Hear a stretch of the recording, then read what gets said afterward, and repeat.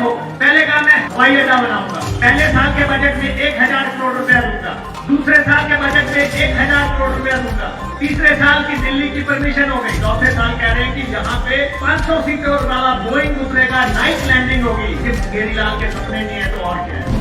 व्यक्ति का हाल देखो, पहले कहा मैं हवाई अड्डा बनाऊंगा, पहले साल के बजट में 1000 करोड़ रुपया दूंगा, दूसरे साल के बजट में 1000 करोड़ रुपया दूंगा, तीसरे साल की दिल्ली की परमिशन हो गई, चौथे साल कह रहे हैं कि यहाँ पे 500 सीटों वाला बोइंग उतरेगा, नाइट लैंडिंग होगी। सिर्फ केजरीवाल के सपने नहीं है तो और क्या है।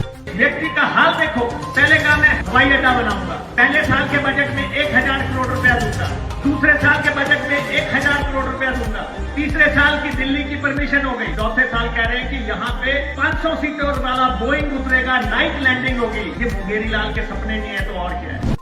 व्यक्ति का हाल देखो, पहले कहा मैं हवाई अड्डा बनाऊंगा, पहले साल के बजट में 1000 करोड़ रुपया दूंगा, दूसरे साल के बजट में 1000 करोड़ रुपया दूंगा, तीसरे साल की दिल्ली की परमिशन हो गई, चौथे साल कह रहे हैं कि यहाँ पे 500 सीटों वाला बोइंग उतरेगा, नाइट लैंडिंग होगी। सिर्फ केजरीवाल के सपने नहीं है तो और क्या है।